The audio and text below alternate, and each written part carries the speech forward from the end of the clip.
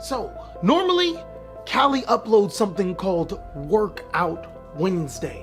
Interesting.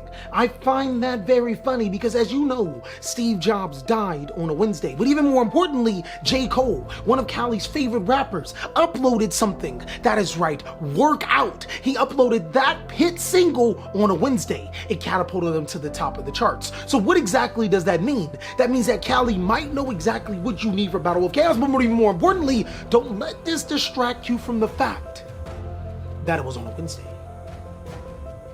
I'm not crazy, you're crazy. And yes, I know you call me crazy. Tinfoil can read your mind.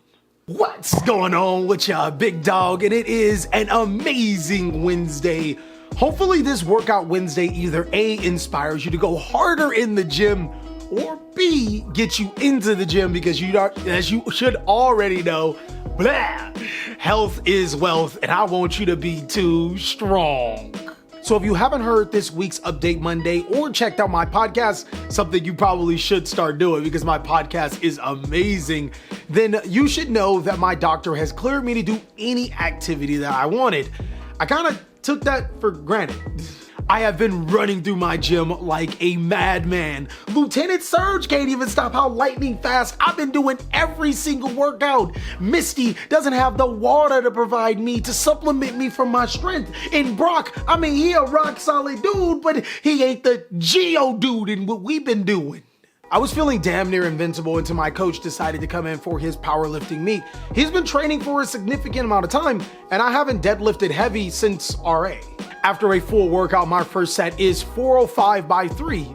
Easy. Dog, this is easier than Erica when you don't smoke weed. That grass just don't affect you.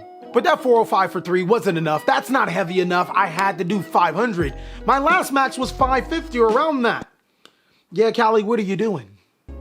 I think this has been the first time that I've just literally outright failed at doing something like this. And boy, it was a humbling experience. I learned that it takes hard work, dedication, practice, training. You can't just jump and do everything. It was 100% a humbling experience. But one thing it did do is get me excited to prepare to become even stronger, just like how I'm gonna be preparing you to be the strongest duelist in 2022. Conspiracy Callie was definitely onto something because on this Wednesday, I'm going to be giving you the cards that you need for this format. These cards are insane and they'll 100% be able to win you games. These are going to be incredible, some of the most well-known cards in Yu-Gi-Oh! But of course, if you are buying these cards on TCG Player, then make sure to use my link down below in the description. And without further ado, let's go ahead and jump on in. So the first card I want to talk to you about, I actually mistakenly called it a girl last time we talked about it, but Dark the Dark Charmer is indeed a boy. Now it still doesn't matter, his first name and his job title are still the exact same thing, so we're still waiting in the same office calling his name. Dark the Dark Charmer? Is there a Dark the Dark Charmer here? Regardless, Dark the Dark Charmer is actually a clutch Yu-Gi-Oh card inside of this meta. He requires 2 monsters, including a dark monster, and then allows you to special summon a dark monster from your opponent's graveyard to your side of the field. The reason why this card is just so amazing is because dark monsters are some of the best monsters in Yu-Gi-Oh! Imagine being able to snatch your opponent's monster so you can either A, make a bigger Link monster, or B, deny them resources of having that monster in the graveyard and use it for something like an Xyz summon. And seeing that dark monsters are so prevalent, being able to special summon this card to your side of the field and use it for an Xyz summon for the zombie vampire is fairly easy, as the zombie vampire can treat one of your opponent's monsters as a level 8 monster. Dark is easily one of the best cards from the Battle of Chaos set. This card is amazing, and fortunately enough, it's only $1 per copy. You can say that its price tag is a bit of a charmer for budget players, because, you know, his name. Moving forward, a card that I'm telling you is saucy inside of this meta. You wouldn't think that after all these years, DD Crow would still be an amazing card. Now the bird is still the word for this card, as discarding this card from your hand allows you to banish a card in your opponent's graveyard. This is huge inside of a format where players need cards in their graveyard. It almost feels like that time where you're looking for your keys and you can't find it because somebody moved it. Yeah, that's DD Crow. So every time you can't find your stuff, just think of DD Crow. Yo, seriously, where are my keys? DD Crow. DD Crow is actually a godsend inside of this format. Being able to banish monsters like Destiny Hero Phoenix Enforcer before they can summon themselves, as well as Artifact Scythe, and then being able to also have interactions with Outledge banishing the Golden Lord and their important trap cards. Almost every single deck can be hit by DD Crow, and it's marvelous. And I also gotta say, unless you're a big baller, then DD Crow's price tag is actually reasonable. You can get an ultra rare copy of this card for about $2, but if you're trying to swag out, Starlight rare copies are $400. Look, Mayor, I'm not here to tell you what to do with your money. We're gonna get them Starlights. DD Crow is a phenomenal card in this format that actually finds its way in so many matchups. I think having a play of DD Crow on standby, especially since it is this cheap, will not hurt you at all. Now hold on, little Zoomer Kelly. You got to talk about DD Crow. I'm gonna talk about this next card. This card is only for us boomers only, as it was one of the very first viable hand traps, not Effect Veiler or Maxi. Ghost Ogre and Snow Rabbit is an amazing card inside of this format. And if my back ever starts working again, I'll show you how to carry a team. The reason why I say this is because Ghost Ogre is a clutch Yu-Gi-Oh card, being able to destroy Wandering Griffin Rider and the Faithful Adventure in the Adventure Token engine. Also, being able to stop already face-up spell and trap cards on the field, as well as destroy monsters. Sometimes negating it isn't enough, they need that monster on the field, and Ghost Ogre takes away from it. Ghost Ogre can also be special summoned to the side of the field with emergency teleport, and can use its effect on field. So not only can you get a free level 3 tuner on your turn, you can also use it as a disruption piece on your opponent's turn. Now I know you Zoomers like feet pics of Ash Blossom, but before Ash Blossom, there was Ghost Ogre, a very solid card. And this card can be as cheap as $2 and as expensive as $150, depending if you want the Ultras or you want the Ultimates. And I gotta say, it's not much of a surprise that Ghost Ogre is in this format, because the old cards always are the best cards. You know, nostalgia and all that good stuff, right? You know, for someone that's so old, he's fairly knowledgeable when he remembers stuff. Just like how we remembered that Ash Blossom and Joyous Spring is one of the cards you all 100% need, being able to negate those important cards that your opponent needs to use. Monsters like Crystron, Hockley Fibrix, and Water Enchantress of the Temple are prime candidates to be negated by Ash Blossom and Joyous Spring. This card isn't as strong as it used to be, completely ending players' turns, but it definitely alters how they want to be able to make their decision tree and their inboard. Unfortunately for budget players, you can't find Ash Blossoms cheaper than about $28 per copy, with the secret rares, the highest rarity, booming over $80 a card. Fortunately enough, Ash Blossom is a card that transcends time. For 5 years, it has been a hand trap that has been viable more often than not. And if you do invest into this card, you'll know that this card will still probably be played in many formats to come.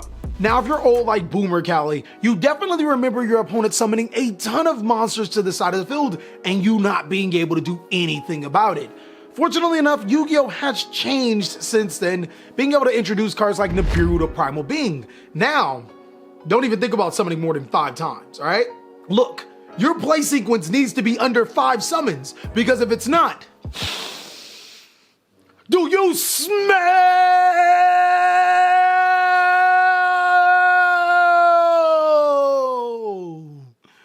what the Rock is cooking? Niburu is easily one of the best hand traps in Yu-Gi-Oh! Simply because it forces players to deck build around this card.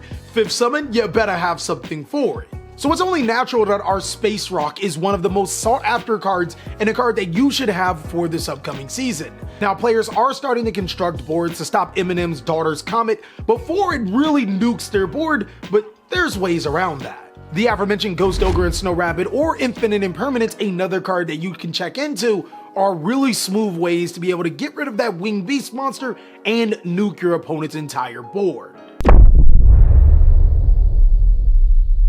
With that being said, Niburu is as cheap as $12 right now, and seriously, hurry up and pick up these cards, because if Niburu doesn't get another reprint, you're in trouble. Before you swaggy boys that want to spend all types of money, Nibiru's ultimate rare are $180 each. Now, I promise you, if you buy the more expensive Niburu, you're not gonna find Hamura's parents, you're not gonna find Mewtwo, you're not gonna find anything special. It does the exact same thing. So if you are on a budget, don't try to swag out that much just yet. For the best spell trap disruption, it has to hands down go to Cosmic Cyclone. Not only is Cosmic Cyclone a quick play spell card, meaning that it can be activated almost any given time, my turn, your turn, his turn, her turn, any turn. It's also a card that allows you to banish the card as opposed to sending it to the graveyard. This means important trap cards like Conquistador and Yugioh are all being banished instead of being sent to the graveyard. That can be crucial against an Eldritch player. Also, trap cards like Phantom Knight's Fog Blade can immediately get banished, meaning that a Phantom Knight player won't be able to extend in special summon other Phantom Knight monsters. Cosmic Cyclone is too strong. Unfortunately enough, Cosmic Cyclone has quite the few prints. You can get an ultra or common version of Cosmic Cyclone for $2. And again, for the swaggy people, $100 for an ultimate rare is what it will run you. And you're probably gonna need about three of them. Droll and Lockbird is also another insane card for this 2022 meta, being able to prevent your opponent from searching multiple times. Who would have thought that that would have been a good thing, right? You could say, the only thing your opponent will be searching for is at the bottom of the ocean. Since being able to add cards from your deck to your hand is one of the most important mechanics in Yu-Gi-Oh! Right now, almost every single deck searches multiple times. Droll and Lockbird can genuinely be a game ender, buying you another turn to be able to win. The cheapest copy of Droll and Lockbird is $15 for a common, so I'm not gonna cap, that is a little expensive. And if you want to swag out and go ultimate rare, well, $180 per bad. I am not gonna assume this card's gender. Seriously, I'm not gonna fall for that twice. You fool me one time, shame on you.